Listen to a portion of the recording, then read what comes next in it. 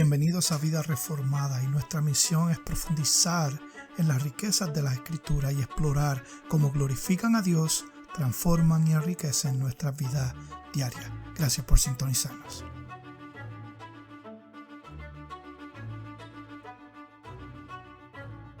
Dios los bendiga y bienvenido a este último episodio de la Carta de Santiago, Vida Reformada. Como siempre, nuestro propósito es profundizar en las riquezas de las Escrituras y ver cómo ellas son las que conforman y transforman nuestras vidas. Este es el final de esta serie. Como dije en el episodio anterior, si no lo vio, me voy a estar mudando de este estudio. Esta es mi última grabación aquí en este estudio, ya que compramos una casa a 10 minutos de aquí y obviamente me va a tomar un tiempo en acomodar todas las cosas, la casa, todos los cuartos y hasta mi oficina nueva. Pero estoy muy agradecido el tiempo que estuve en esta casa. Este estudio me sirvió muy bien. No se desconecten, quédense siendo parte de esta familia. Me va a tomar como una semana o dos, pero síguenos en las plataformas digitales, Facebook, Instagram. Como quiera voy a estar posteando contenido. Así lleguemos hasta el día de grabar de nuevo. Todavía no tengo qué vamos a grabar. No sé si va a ser sobre historia de la iglesia, que me gusta un montón. La Confesión de Londres del 1689, que también me gusta mucho.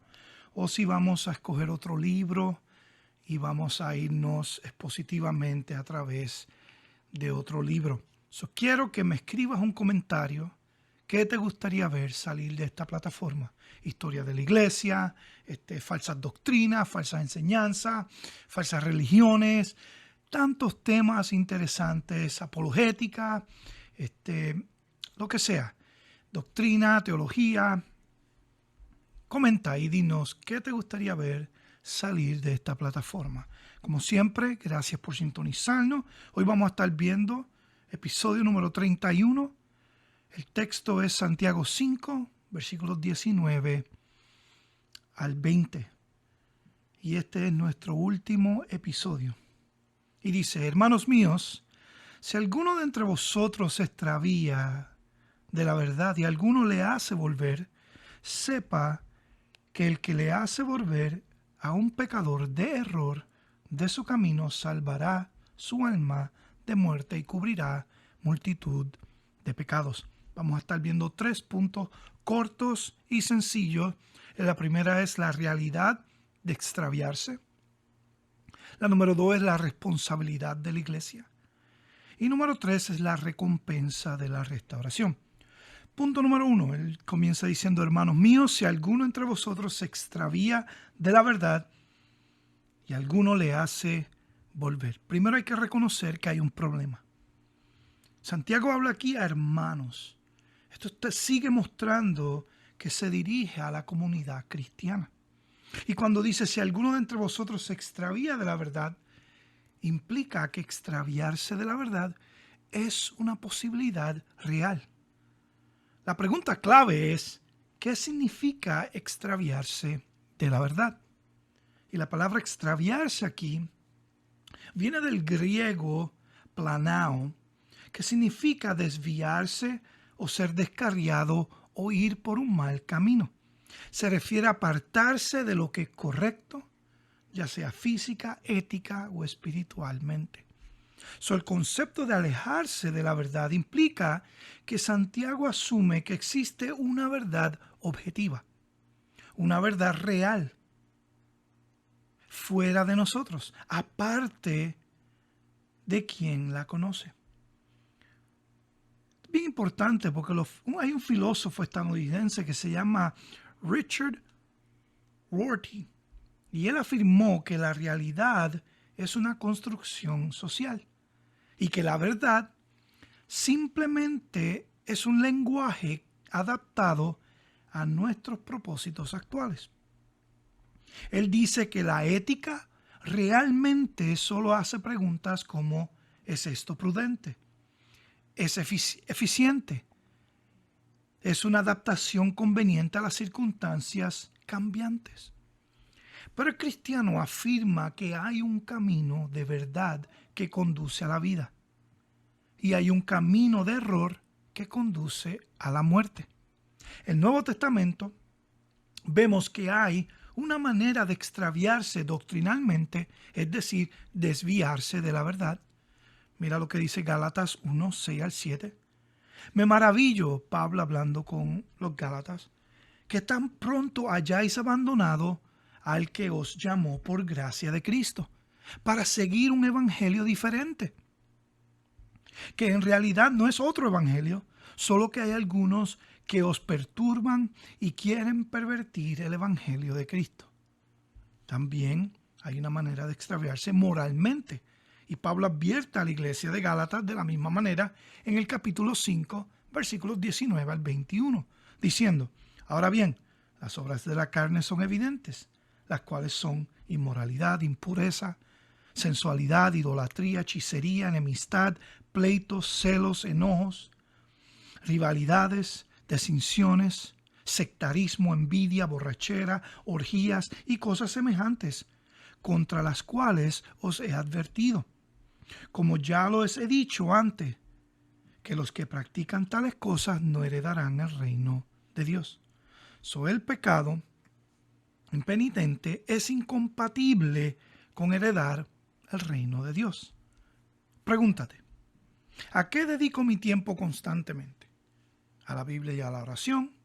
¿Hay algún pecado sin confesar en mi vida que estoy ignorando?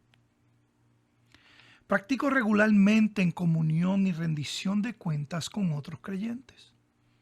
He permitido que las influencias del mundo moldeen mi manera de pensar más que la verdad de Dios. Eso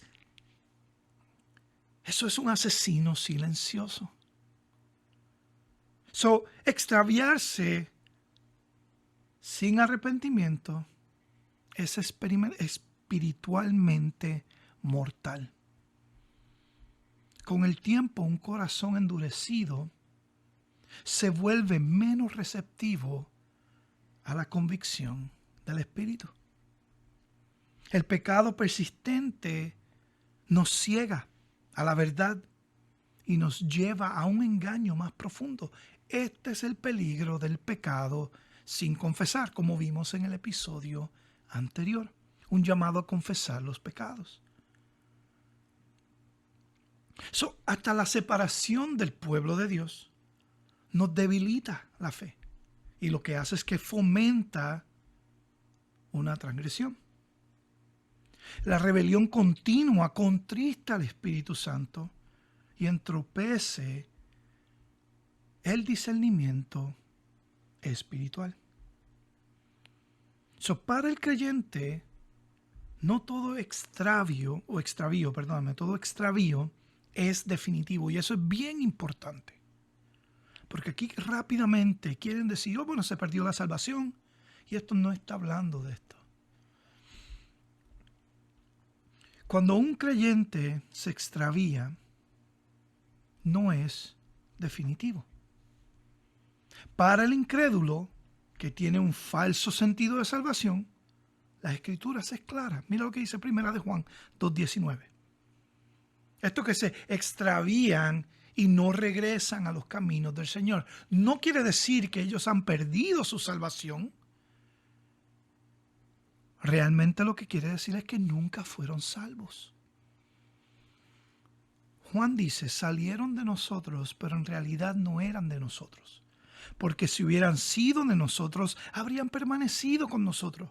Pero salieron al resultado de que se manifestara que no todos son de nosotros.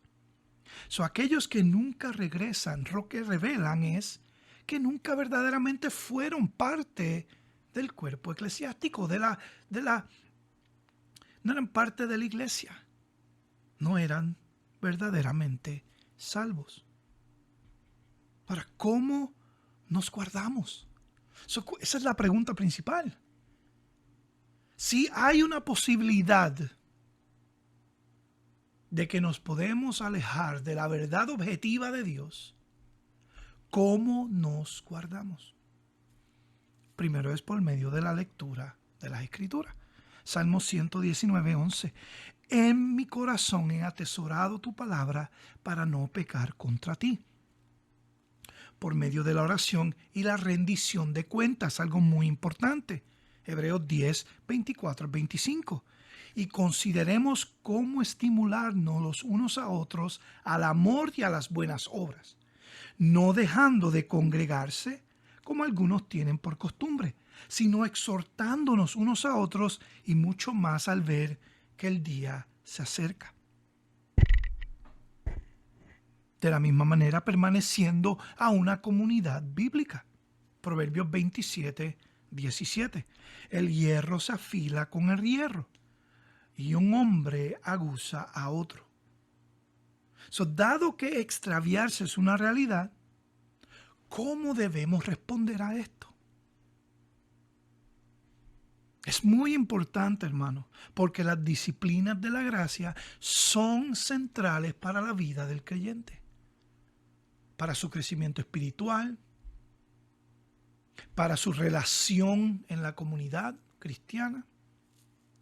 Punto número 2. ¿Cuál es la responsabilidad de la iglesia? En el 5:19 Santiago dice: hermanos míos, si alguno de entre vosotros se extravía de la verdad y alguno le hace volver, es el llamado a la acción, alguno le hace volver. Santiago no dice espera que regrese, sino háganlo volver. Y la restauración es un proceso activo, no es un proceso pasivo. Mira el ejemplo de Jesús en la parábola de la oveja perdida, en Lucas 15:4-7. Él dice: ¿qué hombre de vosotros, si tiene 100 ovejas y una de ellas se pierde, no deja las 99 y en el campo y va tras la que se le perdida hasta que él la haya?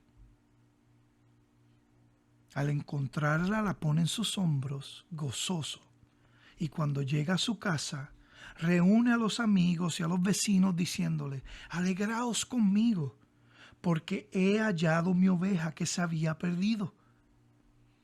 Os digo que de la misma manera habrá más gozo en el cielo por un pecador que se arrepiente que por 99 justos que no necesitan arrepentimiento. Él deja las 99 para encontrar esa oveja perdida. Esa es la idea que Santiago está trayendo a sus lectores. Esa idea de ir hacia las personas que están extraviadas de la verdad. ¿Qué cosas son las que te extravían de la verdad? ¿Te has preguntado? Hay tanto contenido en las redes sociales, hay tanta información a su disposición por medio de tabletas, de teléfonos, de la televisor, tantas cosmovisiones que son falsas, tanto engaño que está pintado de glamour. Es tan fácil en el siglo que estamos ahora mismo de ser extraviado por tantas falsas ideologías que hay.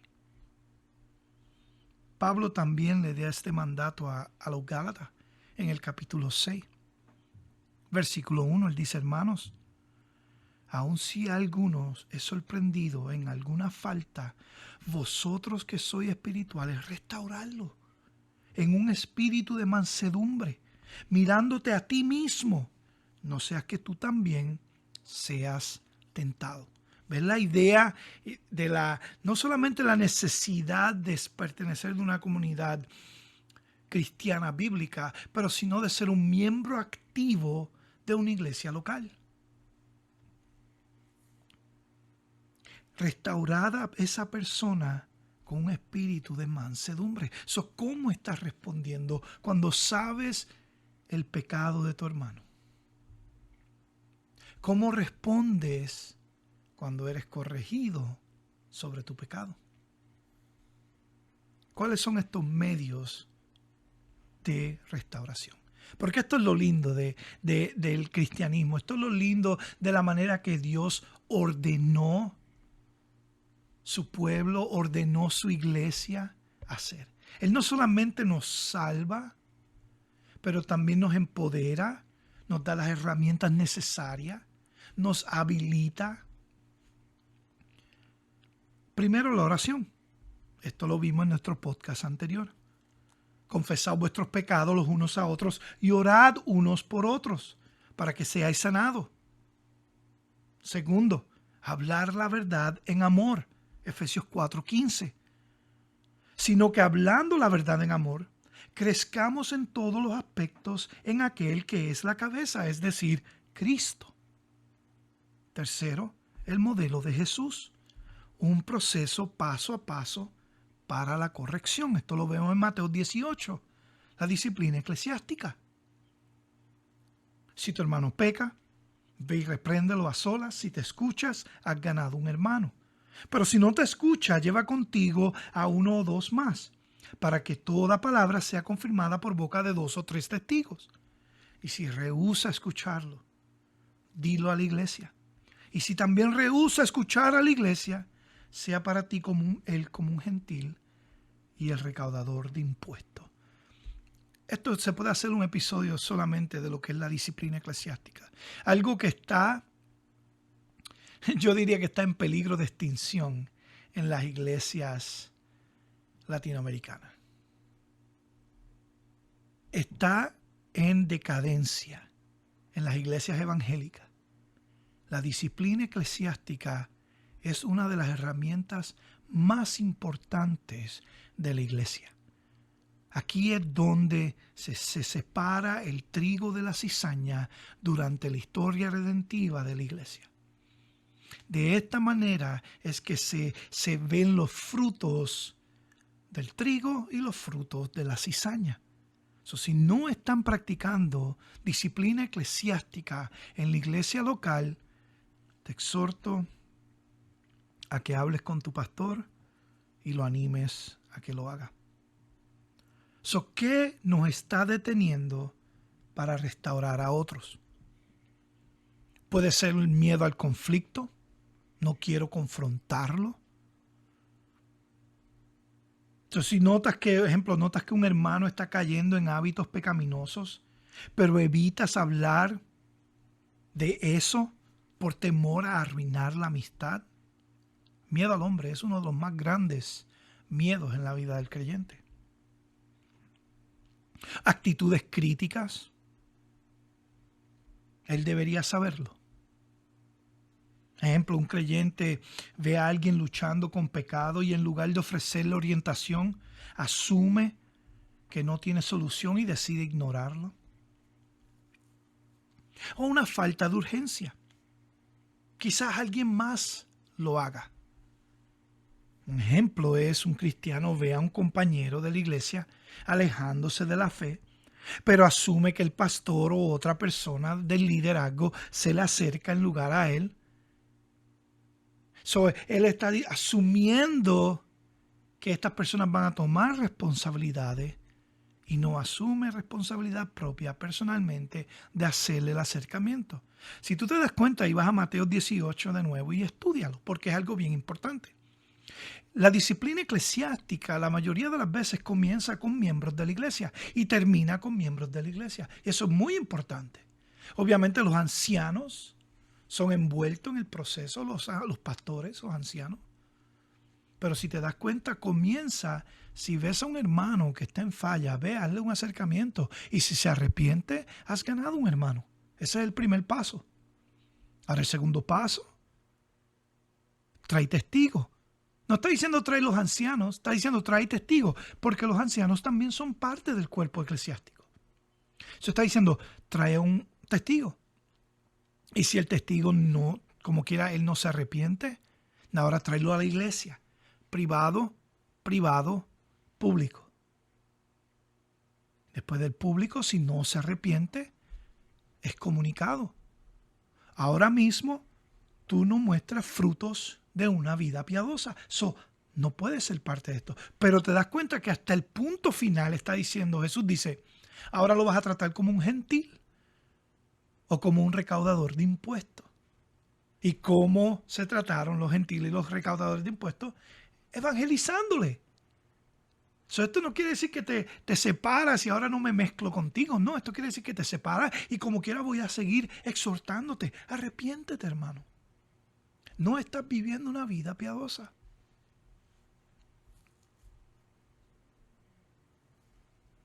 Pregúntate, ¿estamos buscando a los extraviados? ¿Quién en mi vida se ha alejado de la fe y he notado su ausencia? Oro fielmente por ellos pidiéndole a Dios que ablande su corazón y los guíe al arrepentimiento. ¿Me he acercado a ellos con amor o he permanecido en silencio por miedo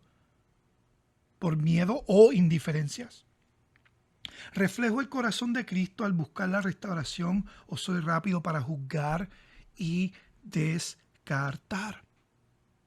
¿Pongo excusas para no participar en ese ministerio?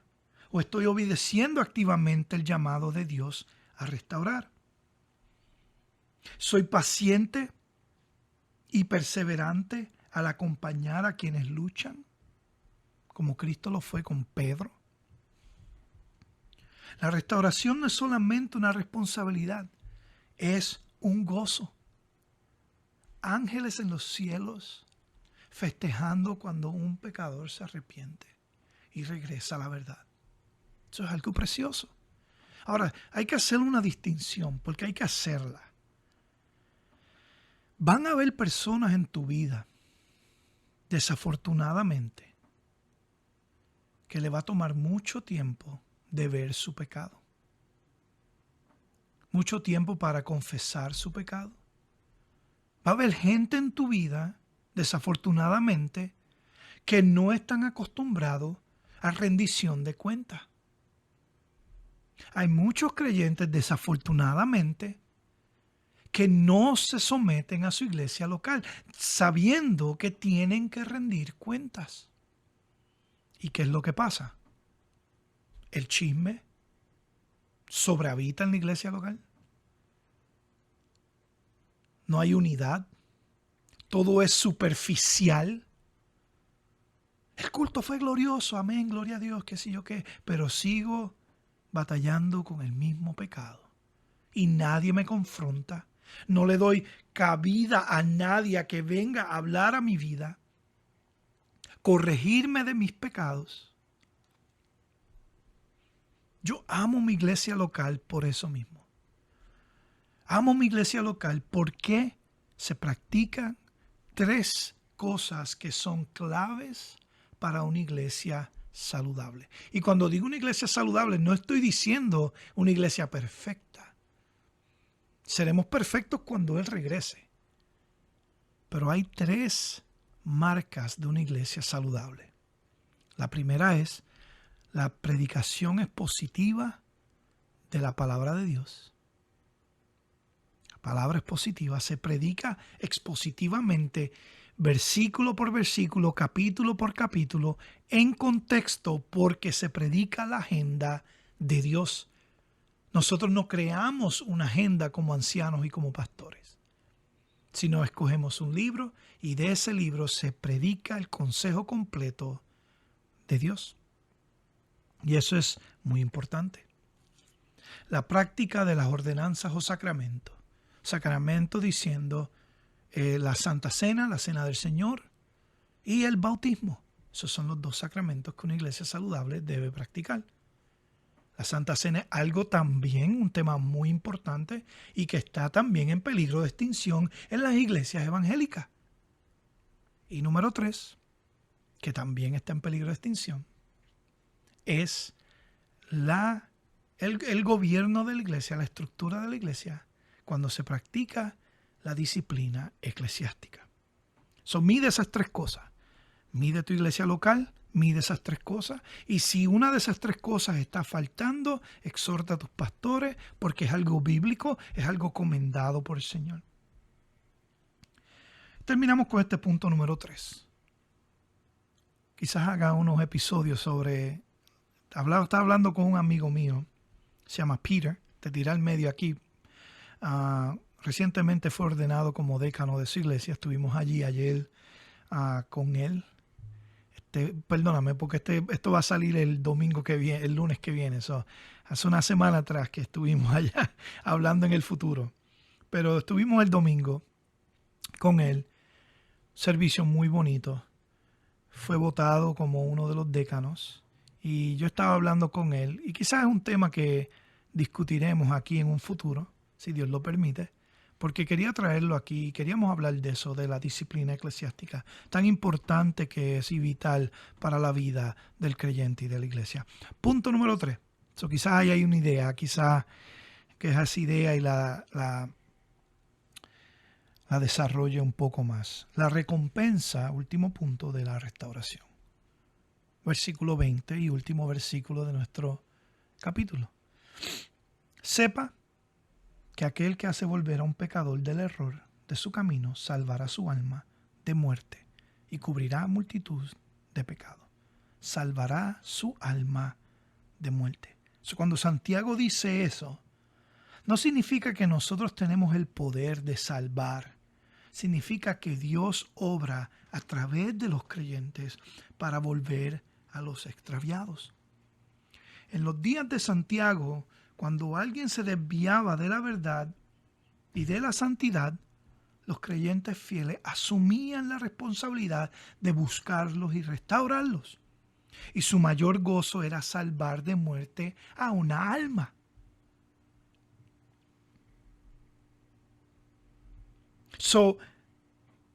El error estuvo si pensamos que vamos y tenemos el poder de salvar, sino que Dios fue el que usó ese medio, ese momento, estos instrumentos para restaurar a esa persona. El mayor gozo de ellos era salvar de muerte a un alma errante. Y esa persona que erró estuvo una vez entre nosotros. Alguien que se sentó con nosotros en la mesa de la comunión. Fue engañado por la sutileza de Satanás y desviado del camino de la justicia. No lo juzguemos con dureza ni lo miremos con condenación. Sobre todo, no lo abandonemos a perecer, a morir sin compasión. Si realmente fue salvo, sigue siendo nuestro hermano. Y nuestro deber es traerlo de vuelta, restaurarlo en amor y verdad. Así el Espíritu de Dios lo permita. Sin embargo, aún así, no debemos darnos por vencidos, sino seguir buscando y orando por esa persona. Mira lo que dijo Charles Spurgeon. Él dijo, si los pecadores se condenan, al menos que salten al infierno sobre nuestros cadáveres. Y si perecen, que perezcan con nuestros brazos alrededor de sus rodillas, implorándoles que se queden. Si el infierno debe llenarse, que se llene a pesar de nuestro esfuerzo y que nadie quede sin advertencia ni oración. Muy bonito. Cuando esa alma moribunda es salvada, esto cubre una multitud de pecados. Esta es la persona que no está escondiendo el pecado, sino que está llevando al perdón y a la bienaventuranza. Salmo 32, 1 y 2. Cuán bienaventurado es aquel cuya transgresión es perdonada, cuyos pecados es cubierto. Cuán bienaventurado es el hombre a quien el Señor no culpa de iniquidad y en cuyo espíritu no hay engaño. El amor busca restaurar, no condenar. Proverbios 10:12. El oído suscita rencillas, pero el amor cubre todas las transgresiones. Pedro afirmó esto con valentía, que jamás abandonaría a Jesús, ¿verdad? En Mateo 26, 33 al 35. Pero por miedo lo llevó a negar a Cristo 3 veces. en Lucas 22, 54 al 62. Y al cantar el gallo, Pedro recordó las palabras de Jesús y lloró amargamente. Pero Jesús no lo abandonó después de su resurrección. Amorosamente restauró a Pedro preguntándole 3 veces, ¿me amas? Eso es un ejemplo de cómo esto se hace de manera práctica a través del Señor Jesucristo. Eso lo consigue en Juan 21, 15 al 17.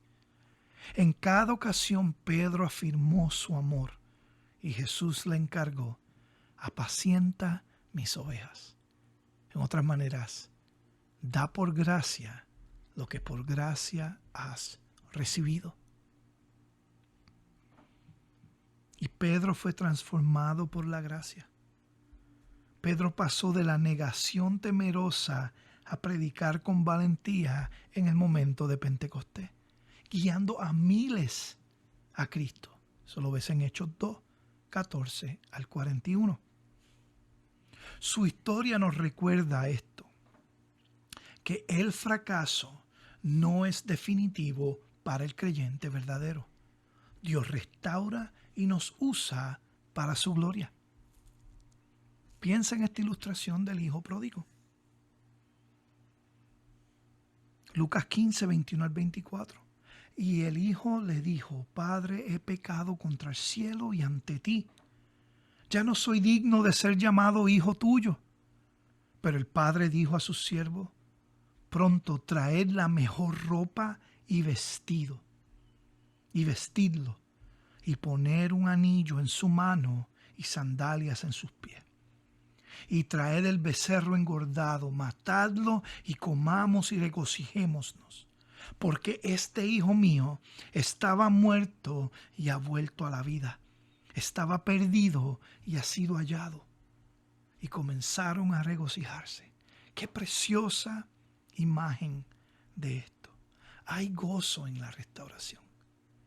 Este hijo pródigo llega pecado contra el cielo y en contra ti. No merezco esto. Esta es la belleza de la salvación y la gracia, que es no merecida. Nadie puede jactarse. Lucas 15, 7 dice, os digo de la misma manera, habrá más gozo en el cielo por un pecador que se arrepiente.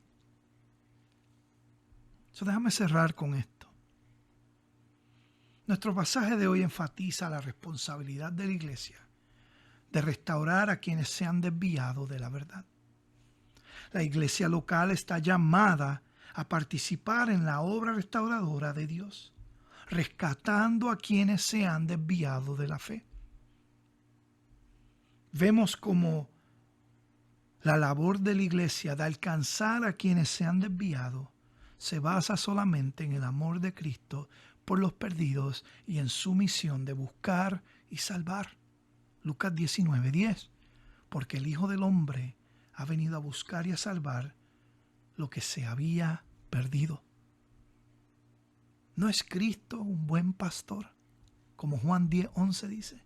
Yo soy el buen pastor y el buen pastor da su vida por las ovejas. La misión de Cristo es nuestra misión, de compartir el evangelio de Él, la cual salva a pecadores. Segunda de Corintios 5, 18 al 20. Y todo esto procede de Dios, quien nos reconcilió consigo mismo por medio de Cristo y nos dio el ministerio de la reconciliación, a saber que Dios estaba en Cristo reconciliando al mundo consigo mismo, no tomando en cuenta a los hombres sus transgresiones, y nos ha encomendado a nosotros la palabra de reconciliación. Por tanto, somos embajadores de Cristo, como si Dios rogara por medio de nosotros. En nombre de Cristo os rogamos, reconciliaos a Dios. Si estás en Cristo hoy, creyente que me escucha, el llamado a restaurar a quienes se han extraviado no es opcional. Es un mandato. Hay almas en juego. Si ves que un hermano o una hermana se está desviando de la verdad, no te quedes callado. No permitas que el miedo, la indiferencia o la justicia propia te impida actuar. Llámalo al arrepentimiento. Exhórtale. Dios puede usar tus palabras. Dios puede usar tus oraciones y tu búsqueda para salvarlos de la destrucción eterna. ¿Obedecerás a Cristo o te quedarás de brazos cruzados mientras perecen? Ahora, si no estás en Cristo, estás escuchando este podcast por primera vez o has venido de manera providencial, yo quiero que tú comprendas esto, muy importante.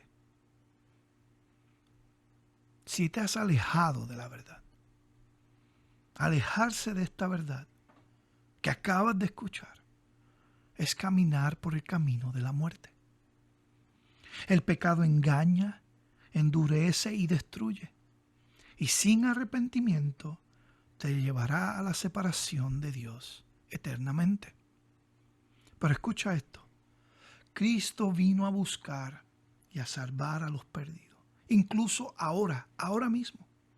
Él te llama a volver antes que sea demasiado tarde. No te arriesgues con mañana. Tu alma está en un hilo. El mensaje del Evangelio, cada vez que es proclamado, salva o tienes que rendir cuenta. Hay un Dios misericordioso y hay un llamado público extendido. Y si tú eres el de Cristo, como las Escrituras dicen, con seguridad, mis ovejas escuchan mi voz y me siguen, y yo las conozco. El llamado es hoy. Ven a fe. Deja de esconder tus pecados. Clama al Señor. Salva mi alma, oh Dios. Porque tu ira es peor que todo lo que tú puedas experimentar en este mundo. Gracias por sintonizarnos. Como siempre, sé parte de esta familia. Este es mi último episodio en la Epístola de Santiago. Quiero que seas parte de esto. Espero que esto haya sido de bendición para ti. Como dije antes, me voy a mudar. Este es mi último episodio por hoy. Creo que voy a tener unas 2 semanas para acomodar todo en el nuevo estudio, la nueva oficina, y vamos a continuar. Eso te dije, escríbeme si te interesa algún tema o si quieres ser un participante del podcast, también te invito. Que Dios te bendiga. Hasta la próxima. Mantente pendiente a las redes sociales donde voy a estar dando todos los updates de cuándo volvemos y qué temas estaremos tocando. Gracias y hasta la próxima.